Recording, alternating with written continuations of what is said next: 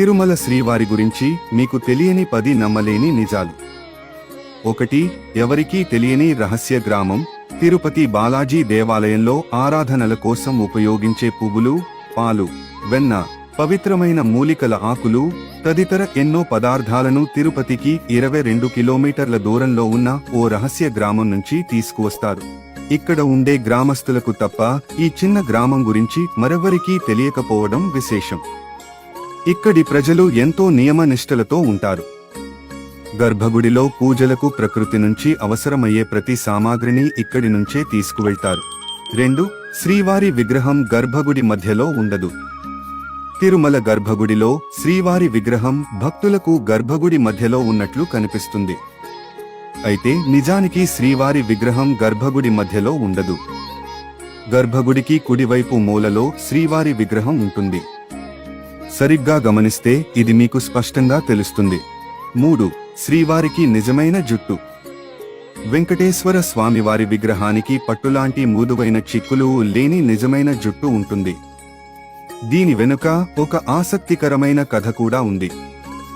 వెంకటేశ్వరుడు భూమిపై ఉన్న సమయంలో ఊహించని ప్రమాదంలో తన జుట్టులో కొంత భాగాన్ని కోల్పోతాడు. ఇది గమనించిన నీలదేవి అనే గాంధర్వ యువరాణి తన జుట్టులో కొంత భాగాన్ని కత్తిరించి శ్రీవారికి ఇస్తుంది. భక్తి సమర్పించిన తన తల నీలాలను స్వీకరించాలని కోరుతుంది. ఆమె భక్తికి మెచ్చిన వెంకటేశ్వరుడు ఎవరైతే తనను దర్శించేందుకు వచ్చి తలనీలాలు సమర్పిస్తారో వారికి సదా తన అనుగ్రహం ఉంటుందని వరమిస్తాడు. అప్పటినుంచి తిరుమలకు వెళ్లే భక్తులు తమ కోరికలు తీరకముందు, తీరిన తరువాత స్వామి వారికి తలనీలాలను సమర్పించడం ఆనవాయితీగా మారింది. 4. విగ్రహం వెనుక సముద్ర ఘోష.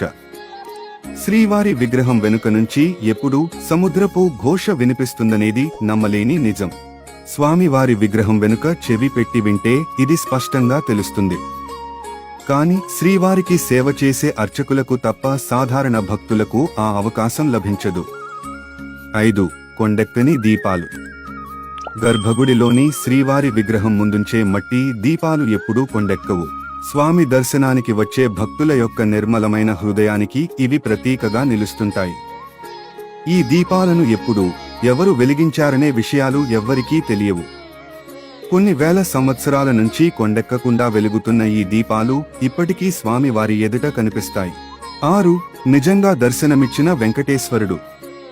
చాలా కాలం క్రితం 19వ శతాబ్దంలో దారుణమైన నేరాలకు పాల్పడిన 12 మందికి ఈ ప్రాంతాన్ని పాలించిన రాజు మరణ శిక్ష విధిస్తాడు. వారిని చనిపోయే వరకు ఉరి తీయాలని ఆదేశిస్తాడు.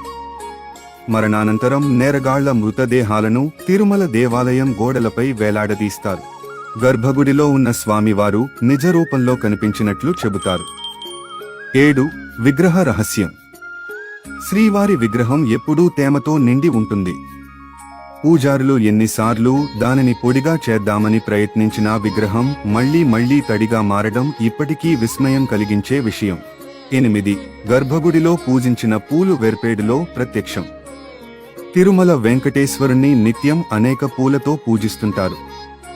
వాటిని పూజారులు గర్భగుడిలో స్వామివారి విగ్రహం వెనుక ఉన్న జలపాతంలోకి వెనక్కి చూడకుండా వేస్తారు. ఆశ్చర్యకరంగా ఆ పూలు తిరుపతికి 20 కిలోమీటర్ల దూరంలో ఉన్న వేర్పేడు, శ్రీకాళహస్తికి వెళ్లే దారిలో కనిపిస్తాయి. 9. రసాయనాలకు చెక్కు చెదరని విగ్రహం. ముడి కర్పూరం లేదా పచ్చ కర్పూరంను ఏదైనా రాతికి పూస్తే ఆ రాయి అతి కొద్ది కాలంలోనే పగుళ్లకు గురై విచ్ఛిన్నమవుతుందనేది శాస్త్రీయంగా నిరూపితమైన నిజం. కాని శ్రీవారి విగ్రహానికి నిత్యం పచ్చ కర్పూరం రాస్తున్నా ఏమాత్రం చెక్కు చెదరకపోవడం ఆశ్చర్యకరం. దీన్ని బట్టి శ్రీవారి విగ్రహం భూమిపై ఎక్కడా లేని అరుదైన రాతితో ఏర్పడినట్లు భావిస్తారు. 10. శ్రీవారికి చెమటలు. తిరుమల శ్రీవారి విగ్రహం రాతితో మలచబడినదే అయినా ఎప్పుడూ సజీవమైన జీవకళతో కనిపించడం విశేషం. స్వామివారి విగ్రహం ఎప్పుడూ 110 డిగ్రీల ఫారెన్హీట్తో వేడిగా ఉంటుంది. సముద్రం మట్టానికి 3000 అడుగుల ఎత్తులో ఉండడం వలన తిరుమల పరిసరాలన్నీ చల్లగా ఉంటాయి.